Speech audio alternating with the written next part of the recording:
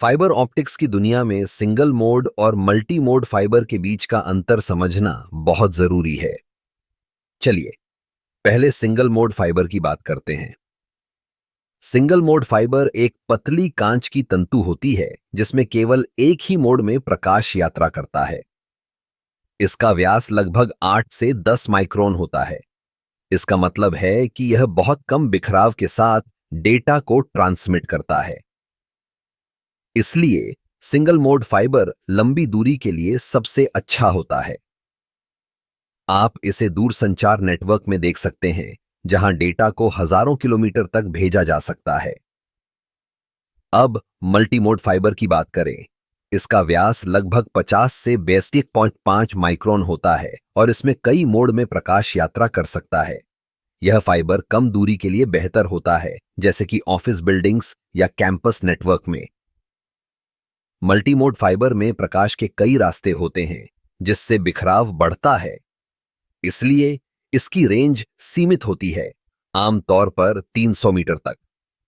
अब अगर हम इन दोनों के लाभ और हानियों की बात करें, तो सिंगल मोड फाइबर की उच्च बैंडविड्थ और लंबी दूरी की क्षमता इसे महंगा बनाती है, लेकिन यह उच्च प्रदर्शन देता है।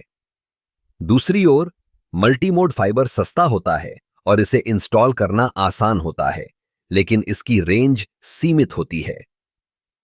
आप सोच सकते हैं कि सिंगल मोड फाइबर का उपयोग कब करना चाहिए। अगर आप एक बड़े डेटा सेंटर या दूरसंचार नेटवर्क की योजना बना रहे हैं, तो सिंगल मोड फाइबर आपके लिए सही है। वहीं अगर आप छोटे ऑफिस या स्थानीय नेटवर्क के लिए कुछ सेटअप कर रहे हैं, तो मल्टी मोड फाइबर एक अच्छा विकल्प है। फाइबर ऑप्टिक्स की तकनीक में सिंगल मोड और मल्टी मोड फाइबर दोनों की अपनी जगह है। यह पूरी तरह से इस बात पर निर्भर करता है कि आपकी आवश्यकताएं क्या हैं। क्या आप लंबी दूरी की उच्च गति की तलाश कर रहे हैं, या आप एक छोटे नेटवर्क के लिए एक किफायती समाधान चाहते हैं? इसलिए अगली बार जब आप फाइबर ऑप्टिक्स के बारे में सोचें, तो इन दोनों प्रकारों के बीच का अंतर समझना न भूलें। सही विकल्प चुनने से न केवल आपकी नेटवर्किंग क्षमता बढ़ेगी, बल्कि यह आपके निवेश को भी सही दिशा में ले जाएगा।